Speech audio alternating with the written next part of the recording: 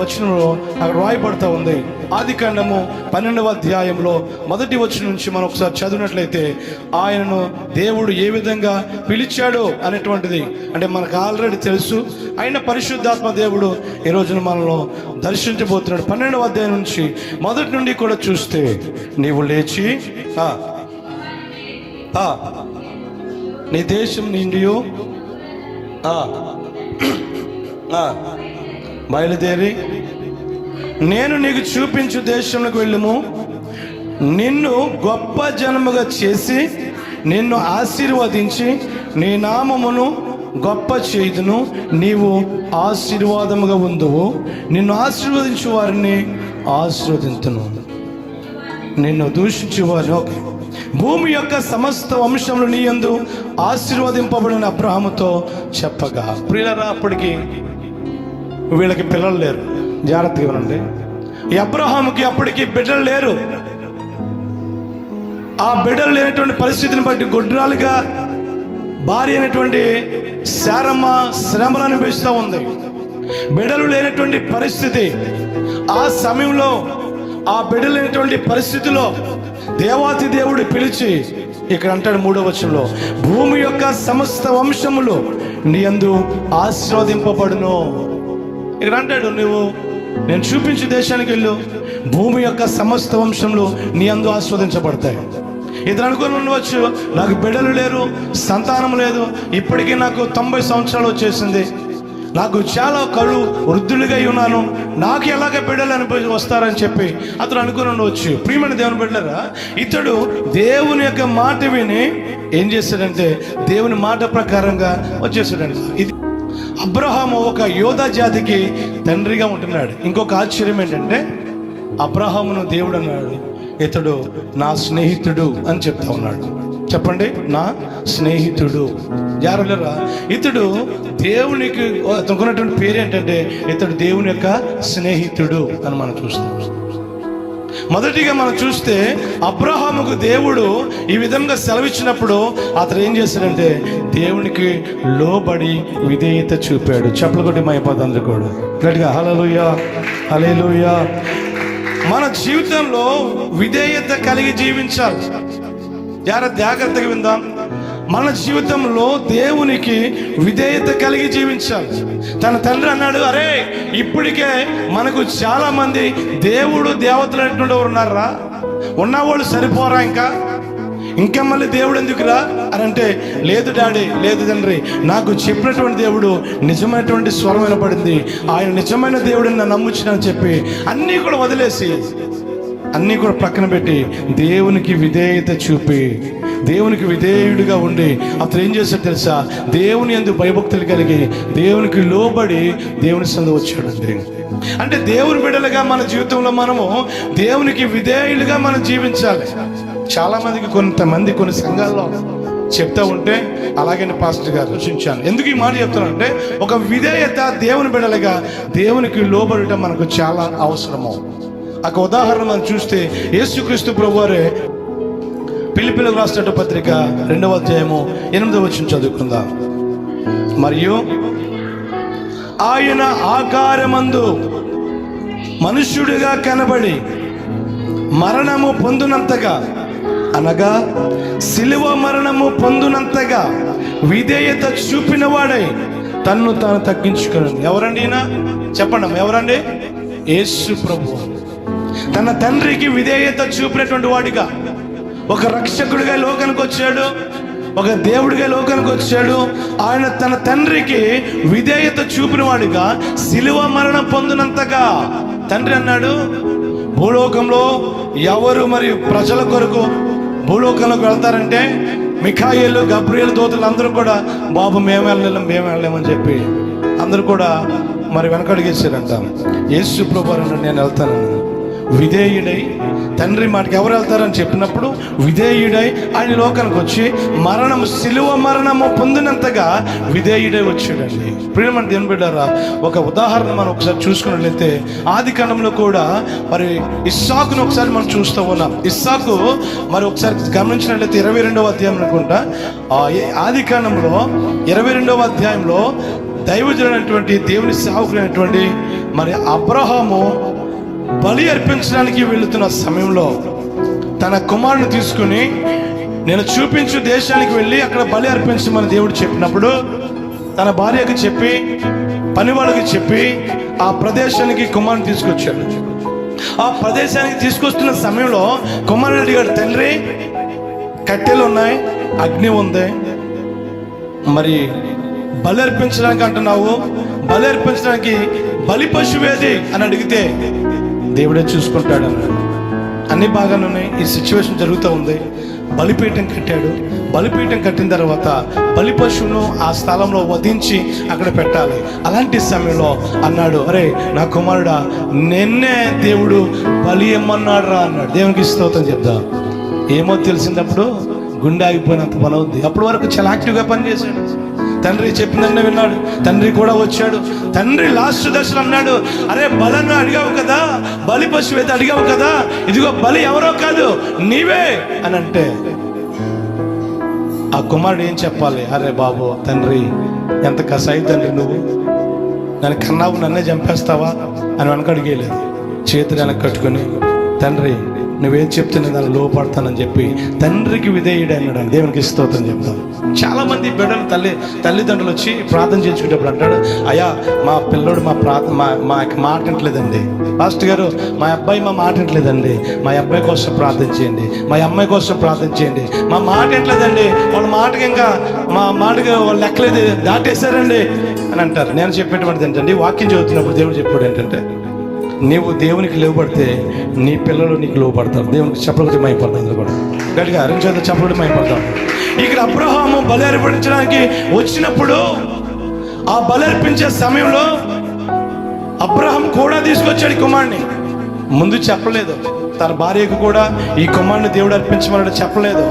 ఎప్పుడైతే బలి అర్పించేటప్పుడు ఒక్క సెకండ్లో ఆ బలి అర్పించేటప్పుడు బలిపీఠం మీద పెట్టడానికి కుమారుడు చెప్పాడు, అరే నిన్నేరా దేవుడు బలి అర్పించమన్నాడంటే అప్పుడు వెంటనే తలంచుకొని తండ్రి అతను అనుకున్నాడు, మన ఆలోచన ఒకసారి చూస్తే నా తండ్రి నాకు ఏది చేసినా మేలే చేస్తాడు. చెప్పకూడదు మైపడుతుంది కూడా. హల్లెలూయా. నా తండ్రి నాకు ఏది చేస్తున్నా మేలే చేస్తాడు అనుకునే తండ్రి చెప్పిన మాటకి లోబడ్డాడు. ఆ బలిపీఠం మీద అతడు బలి అవడానికి సిద్ధమయ్యాడు. ప్రియమైన దేవుని బిడ్డలారా, మన జీవితంలో మనం దేవునికి లోబడి దేవునికి విధేయత కలిగి జీవిస్తే మన బిడ్డలు కూడా, మనతో ఉండేవారు కూడా మనకు లోబడతారు. అందుకనే దీవించబడ్డానికి, అబ్రహాం దీవించబడ్డానికి గల కారణాల్లో మొదటిగా ఏంటంటే దేవునికి లోబడ్డాడు. దేవునికి స్తోత్రం చెప్పండి. హల్లెలూయా. రెండవదిగా చూస్తే అతడు రెండవదిగా విడిచిపెట్టాడు అనేటువంటిది కూడా మనం ధ్యానించాలి. ఈ రోజున మన జీవితంలో విడిచిపెట్టాడు అనేటువంటిది ఒకసారి అర్థం చేసుకోవాలి. అతడు దీవించబడడానికి గల కారణాల్లో రెండవదిగా తన దేశాన్ని విడిచిపెట్టాడు, బంధువులు విడిచిపెట్టాడు, తండ్రి ఇంటి నుంచి వచ్చేసాడు, తన స్నేహితులు విడిచిపెట్టాడు, అన్ని విడిచిపెట్టాడు. ఈ రోజుల్లో ఒక సామెత ఉంది, చింత చచ్చిన పులుపు సాగుతారు. ఏం చెప్పండి? ఏంటంటే చాలా మంది దేవుడిని నమ్ముకుంటారు కానీ ఉంటారండి, వాళ్ళు వచ్చేది అన్యుల బ్యాక్గ్రౌండ్ నుంచి వస్తారు కాబట్టి, అన్యుల బ్యాక్గ్రౌండ్ నుంచి వస్తారు కాబట్టి పైకి దేవుడే కానీ ఏదైనా అవకాశం వచ్చినప్పుడు, సమయం వచ్చినప్పుడు ఓ ప్రక్కన విడిచిపెట్టిన అన్ని కూడా మరలా వాటి కొరకే ప్రాకులాడేటువంటి సంఘాలు ఈ రోజులో చాలా ఉన్నారు. దేవునికి స్తోత్రం చెప్పండి. హల్లెలూయా. భీమవరంలో అన్నయ్య గారు అనేటువంటి ఒక పాస్టర్ గారు ఉన్నారు. మరి తెలుసోలేదు మీకు? అతని గురించి ఒక వీడియో చూసినప్పుడు విగ్రహారాధన చేసేటప్పుడు ఏ విధంగా అయితే చేస్తారో సేమ్ అదే టైపు సంఘాలకు తీసుకొచ్చేసాడు. అదే ఆయన చేసేది ఏంటంటే, ఎందుకు చెప్తున్నా అంటే మనం తెలుసుకోవాలి. అతను చేసేది ఏంటంటే విగ్రహారాధనలో ఉంటూ, అంటే విగ్రహారాధన నుంచి వచ్చాడు కనుక అదే టైపు, సేమ్ టైపు ఇక్కడ కూడా మొదలు పెట్టాడు. అంటే కొంతమందికి చింత చచ్చిన పులుపు సావలేదు అన్నట్లుగా, అంటే విడిచిపెట్టవలసినవన్నీ కూడా విడిచిపెట్టడం మానేసి కూడా తెచ్చేసుకున్నారు. వీళ్ళని ఒకసారి గమనించండి. ఒరిస్సా రాష్ట్రంలో కోతులు పట్టేటువంటి విధానాన్ని ఒక ఆయన వివరించాడు ఒక పుస్తకంలో. కోతులు పట్టుకోవడం అంటే చాలా కష్టం. కోతిని పట్టాలంటే చాలా కష్టం. అలాంటి కోతిని ఒక సామెత ఉంది, డబ్బు ఉంటే కొండ మంచి కోతైనా పట్టుకోవచ్చు అంట. ఉత్తిది అది సామెత, గట్టిది కాదు, అది నిజం కాదు.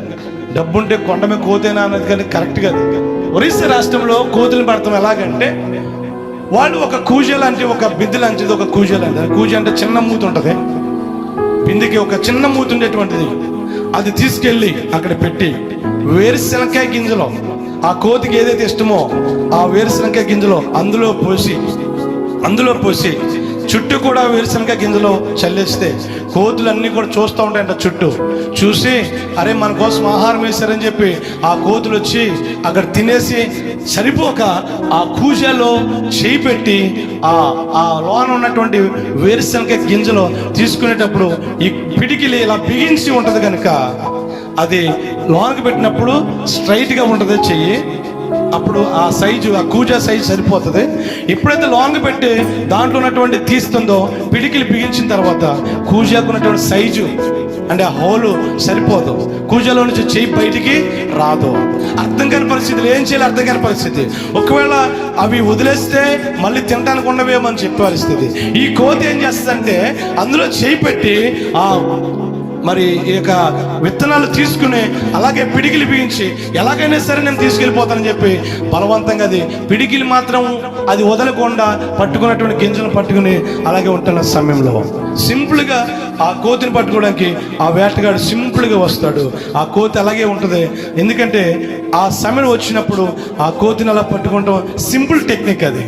అంటే అదే సమయంలో ఆ కోతి చేతులు లోనకి పెట్టింది, పిడికిలి బిగించింది. పిడికిలి వదిలేస్తే సింపుల్గా మన చేయి బయటికి వచ్చేస్తుంది, ప్రాణం రక్షించుకోవచ్చు. కానీ ఇది విడిచిపెట్టవలసినటువంటిది విడిచిపెట్టకుండా అది అక్కడున్నటువంటి విత్తనాల కోసం తన ప్రాణాన్ని పోగొట్టుకునేటువంటి, అంటే ఒక వేటగాడికి బలైపోయేటువంటి పరిస్థితి కోతుల గురించి ఒక ఆయన ఈ విధంగా రాశాడు. ఎందుకు ఈ విధంగా చెప్తున్నా మనము విడిచిపెట్టాలి. మా సంఘంలో ఒక ఆవిడని అడిగాను, మా ఆదివారం రాలేదు. ఆదివారం రాకపోతే, మా ఇంటి దగ్గర ఉంటారు కాబట్టి విశ్వాసులు, ఒక ఆదివారం రాకపోతే ఎవరైతే రాలేదో వారి దగ్గరికి వెళ్ళి దర్శించి ప్రార్థన చేసి వస్తాం. ఒక రోజున ఒక ఆవిడ దగ్గరికి వెళ్ళి ఆ రోజు సాయంత్రం వెళ్ళి అమ్మ ప్రార్థన రాలేదు ఏంటంటే, ఆవిడ అన్నది అయ్యగారు ఈ రోజు తర్వాత మళ్ళీ కందిపప్పు రేషన్ షాపులో ఎవరంటండి, రేపు వెళ్తే మళ్ళీ ఎవరు కాబట్టి కందిపప్పు కోసం నేను ఇప్పటి వరకు లైన్లో నించున్నానండి అన్నదన్న. దేవుడికి మాట్లాడుకోవాలి. ఆవిడ అన్నాను అమ్మ ప్రార్థనకి రాలేదంటమ్మా అంటే, అయ్యగారు ఈ రోజుతో కందిపప్పు ఇంకెవరంటండి, కనుక కందిపప్పు కోసం పోతుందేమని. అంటే బయట కొంటే 80 రూపాయలు 90 రూపాయలు, అక్కడైతే 50 రూపాయలకి రేషన్ షాప్లో వచ్చేస్తుంది. అప్పుడు అనుకున్నాను వ్యర్థమైన వాటి కోసం ప్రాకులాడతాం తప్ప పనికొచ్చే వాటి కోసం మనము ప్రాకులాడము. ఇక్కడ వాక్యం తెలియజేయబడుతుంది, మనము ఏమి పెట్టాలో ఏమి పట్టుకోవాలో జాగ్రత్తగా ఉండాలి. అబ్రహాము దీవించబడడానికి గల కారణము రెండవది ఏంటంటే విడిచిపెట్టాడు స్నేహితులను, బంధుమిత్రులను విడిచిపెట్టాడు, రక్త సంబంధాలు విడిచిపెట్టాడు, తల్లిదండ్రులు విడిచిపెట్టాడు, తన సొంత దేశాన్ని విడిచిపెట్టాడు, విడిచిపెట్టవలసిన అన్ని కూడా విడిచిపెట్టాడు. ఆశ్చర్యం ఏంటంటే దేవుని బిడ్డలుగా విడిచిపెట్టం మనం. విడిచిపెట్టకుండా ఉన్నటువంటి అంటే అవసరమైనటువంటివి పట్టుకో, మనం విడిచిపెట్టకూడనటువంటివి పట్టుకుంటున్నాం. అందుకని కీర్తన ఉంటుంది ఏంటంటే చదవస్తుంది, కానీ వ్యర్థమైన వాటి యందు మనస్సు పెట్టకూడదండి. దేని మీద అండి చెప్పండి, దేని మీద? హల్లెలూయా చెప్తా, హల్లెలూయా. ఈరోజు చాలా మంది దేవుని బిడ్డలు దీవించబడకపోవడానికి గల కారణం ఏంటంటే వ్యర్థమైన వాటి మీదే ప్రాకులాడుతూ ఉన్నారు, వ్యర్థమైన వాటి కోసమే ప్రయత్నాలు చేస్తూ ఉన్నారు, వ్యర్థమైన వాటి మీదే. ఈరోజు సంఘాల్లో చాలా చోట్ల ఎలాగున్నదంటే సెల్ ఫోన్ తెచ్చుకుంటున్నారు, బైబిల్లో పెట్టేసుకుంటున్నారు, పైకి కిందకు పైకి రీల్స్ వాట్సాప్లో అన్నీ కూడా చేస్తాను. ఏం చేస్తారంటే అసలు ఎందుకు వచ్చాము మనము, మన జీవితం ఏంటి, మన ప్రభు సన్నిధికి ఎందుకు వచ్చాము అనేటువంటిది మర్చిపోయి బైబిల్లో ఏదో చూస్తున్నారండి. ఒక కుర్రోడు అలాగే వెళ్ళి ఇది ఏంట్రా బాబు ఎంతలాగా వాక్యం వినేస్తున్నాడు, ఎంతగా ఎలా గడిపేస్తున్నాడని చూస్తే ఆ లోపల సెల్ ఫోన్ పెట్టుకున్నాడు, రీల్స్ మీద రీల్స్ గోకేస్తున్నాడు. ఓ పాప రీల్లో చెప్పింది, అయ్యా ఫేస్బుక్ వారు మేము అస్తమాను పైకి కిందకే గోకలేకపోతున్నాం, దానికి అదే పైకి వెళ్ళిపోయేలాగా కనిపెట్టండి బాబు అని పాప రీల్లో పెట్టిందండి. అంటే ఆ చేతులు ఎలాగనుకుంటే గోరంట ఈ ఏలంట లాగేస్తుందండి. ఆ పాప ఒక రీల్స్లో పెట్టింది, నాకు ఆశ్చర్యం వేసింది. ఫేస్బుక్ వారికి ఒక రిక్వెస్ట్ పంపిస్తుంది, మేము చూసినా ఉండేది, దానికి అదే రీల్ వెళ్ళిపోయేలాగా. అంటే కొంతమందికి అర్థం కాలేదు, అర్థమైన వాళ్ళకి ఇది అర్థమైంది. దేవునికి స్తోత్రం. అంటే విడిచిపెట్టకుండా అవసరమైనటువంటివి పట్టుకోకుండా అనవసరమైనవి పట్టుకుంటూ ఉన్నారు. అందుకనే 14వ అధ్యాయం లూకా సువార్త 13వ వచనంలో నన్ను అంటే విడిచిపెట్టినటువంటి వాడు నా శిష్యుడు కానేరుడు అని ఉంది. దేవుడైతే ఏదైతే విడిచిపెట్టమన్నాడో అలాగని తల్లిదండ్రులు వదిలేయమంటలేదు, రక్త సంబంధం వదిలేయమంటలేదు. అంటే ఒక్కోసారి అలా అడ్డుగా వదిలినప్పుడు ఏం చేయాలంటే ప్రభు సందికి ప్రభుని స్తుతించడానికి ఒక ఆటంకంగా ఉంటే అవసరమైతే విడిచిపెట్టేయాలంటే అలాగని తల్లిదండ్రులు ఉదయమని చెప్పట్లేదు, దాని అర్థం అది కాదు. చదవండి ఒకసారి లూకా సువార్త 14వ అధ్యాయం 13వ వచనంలో. 14వ అధ్యాయము 33వ వచనం. ఆ ప్రకారం మీలో తనకు కలిగినదంతా విడిచిపెట్టని వాడు నా శిష్యుడు కానేరడు. మనం ఒకసారి అవసరమైంది మనం విడిచిపెట్టాం, అవసరమైంది మనం పట్టుకోము, సమయం అంతా కూడా గడిపేసి సమయం అంతా కూడా వ్యర్థమైపోయిన తర్వాత అప్పుడు దేవుని సన్నిధిలో గడపడానికి మనం ప్రయత్నం చేస్తే అంటాడు, ఆ ప్రకారం మీలో తనకు కలిగినదంతయు విడిచిపెట్టని వాడు నా శిష్యుడు కానేరడు. ఒక రోజున ఒక యవనస్తుడు ధనవంతుడు దేవుని సన్నిధికి వచ్చాడు. చాలా జాగ్రత్తగానండి, నేను వీలైనంత త్వరగా ముగించేస్తాను. పిల్లరా, ధనవంతుడు వచ్చి, అయ్యా పరలోక రాజ్యానికి వారసుని అవ్వాలంటే నేనేం చెయ్యాలి అన్నాడు. దేవుడు, నువ్వు 10 ఆజ్ఞలు పాటించు, నిన్ను వాళ్ళని పొరుగువారిని ప్రేమించు అన్నీ కూడా చెప్తున్నప్పుడు, ప్రభువా ఇది నేను చిన్నప్పటి నుంచే సండే స్కూల్ వయసు నుంచి నేను అనుసరిస్తూనే ఉన్నాను, పాటిస్తూనే ఉన్నాను అని చెప్తున్నాడు. అయితే దేవుడు అన్నాడు ఒక మాట, ఇవన్నీ కూడా నీకు కలిగినంత కూడా విడిచిపెట్టి నీవు వచ్చి నన్ను వెంబడించుమన్నాడండి. ఏమన్నాడు చెప్పండి? నీకు కలిగిందంతా కూడా పాపం సంపాదించాడు, కష్టపడ్డాడు, ఉద్యోగం చేశాడు, వ్యాపారం చేశాడు, ఏం చేశాడో తెలియదు కానీ సంపాదించాడు, కష్టపడ్డాడు, ధనవంతుడిగా పేరు సంపాదించాడు. ఇప్పుడు దేవుడేమన్నాడు, ఇవన్నీ కూడా వదిలేసి నువ్వు నన్ను వెంబడించమంటే ఆ వ్యక్తికి అనిపించిందంట ఇది కష్టమే. ఏంటండి? కష్టమే. అలాగనే డబ్బు వదిలేసి ఆస్తులు వదిలేసి రమ్మంటలేదు. అంటే మనకి ఏదైతే అడ్డుగా ఉంటుందో దాన్ని దేవుడేమన్నాడు తెలుసా? విడిచిపెట్టి దేవుని సన్నిధికి వచ్చిన వాడే శిష్యుడు అవుతాడు. అక్కడ రాయబడి ఉంది, అతడు ఆ మాటకు నొచ్చుకుని బాధపడి వ్యసనపడి నాకు అవసరంలోది పరలోకము, నాకు అవసరంలోది ఇదని చెప్పి తిరిగి వెనక్కి వెళ్ళిపోయాడంట. ఈ రోజుల్లో ప్రజలందరూ కూడా ఎలా ఉన్నారంటే ఈ విధంగానే జీవిస్తూ ఉన్నారు. పిల్లలు, ఇక్కడ అబ్రహాము దీవించబడడానికి గల కారణము రెండవది ఏంటంటే విడిచిపెట్టాడు. ఎవరు విడిచిపెట్టాడు? రక్త సంబంధులను, బంధుమిత్రులను, స్నేహితులను అందరిని కూడా విడిచిపెట్టి దేవుడు చూపించే దేశానికి బయలుదేరి వెళ్ళిపోయాడు. దేవునికి స్తోత్రం చెప్దాం. హల్లెలూయా. 3వ మాటలు ఒకసారి చదువుకుందాం. ఆదికాండం 22వ అధ్యాయము 12వ వచనం చదువుకుందాం. ఆదికాండం 22వ అధ్యాయము 12వ వచనం. నీకు అయ్యున్న నీ కుమారుని నాకు వీలదీయలేదు గనుక నీవు దేవునికి భయపడేవాడు అని ఇందువలన నాకు కనబడుచున్నది. 3వ మాట ఏంటంటే ఇతడు ఆశీర్వదించబడ్డానికి గల కారణం దేవునికి భయపడేవాడని. దేవునికి స్తోత్రం చెప్పండి. హల్లెలూయా. ఈ రోజున భయం ఉంటే భక్తి ఉండలేదు. జాగ్రత్తగా నాలి. భయం ఉంటే భక్తి ఉండలేదు, భక్తి ఉంటే భయం ఉండలేదు. ఈ రెండు కలిగి ఉన్నటువంటి వాడే దీవించబడతాడు. సంఘంలో ఎన్నో సంవత్సరాల నుంచి రక్షించబడిన దగ్గర నుంచి ప్రార్థనకు వస్తున్నాం, వెళుతున్నాం, సరిపోతుంది తప్ప దేవుని ఆశీర్వాదాలు అంటే ఇంకా దీవించి ప్రభా, దీవించి ప్రభా, దీవించి ప్రభా అని ప్రార్థన చేస్తూనే ఉన్నామండి. గల కారణం ఏంటంటే దేవుని యందు భయభక్తులు కలిగి జీవించట్లేదు. ప్రియమైన దేవుని బిడ్డలారా, ఈ రోజు చాలా మందికి దేవుడు అంటే భక్తి ఉంటుంది కానీ భయం ఉండలేదు. ఈరోజు చాలా మందికి దేవుడు అంటే భయం ఉంటుంది కానీ భక్తి ఉండలేదు, భక్తి ఉంటుంది కానీ భయం ఉండలేదు. ఈ కరోనా వచ్చిన దగ్గర చాలా మందికి భక్తి ఉంది కానీ భయం పోయింది. ఇంకా అంటే ఈ కరోనా సమయంలో కనీసం ఇంచుమించుగా 6-7 నెలలు దేవుని సన్నిధికి వెళ్ళలేదు. దేవుడేమన్నా మనం చంపేశాడా? అంటే దేవుడేమన్నా మన నాన్న రోగం తెచ్చేసాడా? అంటే దేవుడేమన్నా మన నాన్న శపించేసాడా? ఈ యొక్క 6 నెలలు 7 నెలలు వెళ్ళదు కనుక ఇంకెళ్ళపోయినా పర్లేదని చెప్పి ఆగిపోయినటువంటి విశ్వాసులు కూడా చాలా మంది ఉన్నారు. అంటే భయం ఉన్నది కానీ చాలా మందికి భక్తి లేదు. భక్తి ఉన్నది కానీ భయం లేదు. దేవుని యొక్క వాక్యం తెలియజేయబడుతుంది.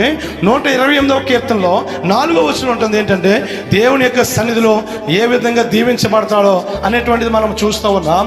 దేవునికి భయపడేవాడని ఆ వ్యక్తిని గురించి తెలియజేస్తున్నాముగా 128వ కీర్తనలో 4వ వచనంలో చదువుదాం ఒకసారి. 4వ వచనం, యెహోవా యందు భయభక్తులు గలవాడు ఇలాగూ ఆస్వాదించబడును. ఎవరండి? ఒకసారి చూసినట్లయితే వాక్యంలో పిల్లరా ఈ 4వ వచనం అంటాడు, యెహోవా యందు భయభక్తులు గలవాడు ఇలాగూ ఆశీర్వదించబడును. ఏ విధంగా అంటే, జాగ్రత్తగానండి, ఏ విధంగా అంటే తన చేతుల కష్టార్జితము అనుభవిస్తారు. ఈ రోజున 100 రూపాయలు సంపాదిస్తుంటే 120 రూపాయలు ఖర్చు అయిపోతుంది ఇప్పుడు రాస్తారు. అంటే చాలా మంది జీవితాల్లో కష్టపడుతున్నారు, సంపాదిస్తున్నారు, అన్నీ ఉన్నాయి, కానీ సిల్లి సంచులు వేసినటువంటి డబ్బుల కింద అయిపోతుంది. అంటే దేవుని యందు భయభక్తులు కలిగి ఉంటే ఆ కుటుంబం ఏ విధంగా ఆశీర్వదించబడుతుందో, మొదటిగా ఏంటంటే తను చేసేటువంటి చేతుల కష్టార్జితము అనుభవించేటువంటి పరిస్థితి. రాబడినంతటిని కూడా దేవుడు దీవిస్తాడు, రాబడినంతటిని కూడా ఆశీర్వదించేటువంటి పరిస్థితి. దేవుని సందులో కష్టార్జితము దేవుడు దీవిస్తాడు. చాలా మంది జీవితాల్లో దేవుడు నమ్ముకున్న వారి గురించి చెప్తున్నా, జాగ్రత్తగానండి, బయట ప్రజల గురించి నేను చెప్పట్లేదు. దేవుడు నమ్ముకున్న వారి గురించే చాలా మంది కష్టపడుతున్నారు, కానీ 100 రూపాయలు సంపాదిస్తే 120, 150 రూపాయలు ఖర్చు అయిపోతుందంటే ఇంకొక 50 రూపాయలు ఎక్స్ట్రా ఖర్చు అయిపోతుందంటే కారణం దేవుని యందు భయభక్తులు కలిగి ఉన్నట్లా. దేవుని యందు భయభక్తులు కలిగి ఉంటే కష్టార్జితం అనుభవిస్తాడు. రెండోది, లోగిట నీ భార్య ఫలించు ద్రాక్షవల్లి ఉంటుంది. రెండవది. మూడోది, భోజన బల్ల చుట్టూ పిల్లలు ఒలీవ మొక్కలు. టోటల్గా కుటుంబం అంతా కూడా దీవించబడుతుంది. దేవునికి స్తోత్రం చెప్పండి, చెప్పకుండా అయిపోతుంది కూడా. హల్లెలూయా. అంటే దేవుని యందు భయభక్తులు కలిగి ఉంటే నిన్ను దీవిస్తాడు, నీ భార్యను దీవిస్తాడు, నీ కుటుంబాన్ని దీవిస్తాడు, నీ పిల్లలను ఆస్వాదిస్తాడు. పిల్లలు ఏ విధంగా ఉంటారంటే ఒలీవ మొక్కల వలె ఉంటారండి. ఒలీవ మొక్కలకి మరణం అనేటువంటిది లేదంట, జాగ్రత్తగా వినాలి. ఒలీవ మొక్కలు మనకి తక్కువ, కానీ యెరూషలేము దేశంలో ఉంటాయి. ఒలీవ మొక్కలకి మరణం అనేటువంటిది 99% మరణం అనేటువంటిది ఉంటుందంట. అందుకనే బైబిల్ గ్రంథంలో పిల్లల గురించి కానీ, దీవెనల గురించి కానీ, ఆశీర్వాదాల గురించి కానీ దేవుడు మరి చెప్పేటప్పుడు ఒలీవ మొక్కల గురించి తెలియచేస్తాడు. జల ప్రళయంలో అందరూ కూడా చనిపోయారు, అన్ని మొక్కలు కూడా చనిపోయినాయి, అన్నీ కూడా సర్వనాశనం అయిపోయి సృష్టి అంతా కూడా మరి అక్కడ సర్వనాశనం చేయబడింది. ఆ సమయంలో నోవాహు బయటకు కిటికీ తెరిచి ఒక పావురని పంపిస్తే పావురం వెళ్ళి ఒక ఒలీవ మొక్క యొక్క ఆకును తీసుకొచ్చింది. చెప్పగొట్టి మైపడతా, అందరూ కూడా గట్టిగా చెప్పగొట్టి మైపడతా. దీని ద్వారా అర్థమైందంటే ఒలీవ మొక్కకి ఇంచుమించు 99% మరణం అనేటువంటిది లేదు. నీవు దేవుని యందు భయభక్తులు కలిగి నీవు జీవిస్తే నీ భార్యను దీవిస్తాడు, నిన్ను దీవిస్తాడు, నీ బిడ్డలు ఒలీవ మొక్కల వల్ల ఎదుగుతారు. కొంతమంది దేవుని సన్నిధిలో ఉంటారు, కానీ బిడ్డలు మాత్రము అత్యోసిన ఆంబోతులా తిరుగుతారు బయట. దేవుని యొక్క తల్లిదండ్రులు దేవుని బిడ్డలు బాగా ఎదుగుతారు, కానీ పిల్లలు మాత్రం ఏం చేస్తారు, బయట చాలా నేరాల్లో ఘోరాల్లో జీవిస్తూ ఉంటారు. చాలా పరిస్థితులు కూడా భయంకరంగా ఉంటాయి. ఎందుకు ఈ మాట చెప్తాను అంటే, మనము దేవుని యందు భయభక్తులు కలిగి ఉంటే దేవుడు మన కుటుంబాన్ని టోటల్గా ఆశీర్వదిస్తాడు. టోటల్గా మన కుటుంబంలో ప్రతి ఒక్కరిని దీవిస్తాడు. వారి గురించి మరలా దీవించు ప్రభు, ఆశీర్వదించు ప్రభు అని ప్రార్థన చేయవలసిన లేదు. దేవుడు ఏం చేస్తాడంటే దేవుడి సన్నిధిలో మన బిడ్డలను దీవిస్తాడు, ప్రతి ఒక్కరిని కూడా ఆశీర్వదిస్తాడు. దేవునికి వాక్యం తెలియజేయబడుతుంది. పిల్లరా, ఇక్కడ మరి దేవునికి భయపడేవాడని దేవుడు అర్థం చేసుకుంటాడు. ఇంకోటి ఏంటంటే ఆశ్చర్యము, యోబు గ్రంథంలో చదవవలసింది, కానీ యోబుని గురించి సాక్ష్యం ఇస్తున్నాడు సాతాన్ అంట దేవుని బిడ్డలతో, దేవుని దూతలతో చేసిందంట. సాతానా ఏం చేస్తున్నావు అంటే, నేను భూమి మీద అటు ఇటు తిరుగుతా ఉన్నాను అని చెప్పింది. ఇదిగో భూమి మీద అటు ఇటు తిరుగుతున్నా, కానీ నా సేవకునటువంటి యోబుని చూసావా? యోబు గురించి సాక్ష్యం ఇస్తాడు. అతడు నీతిమంతుడు, యథార్థవంతుడు.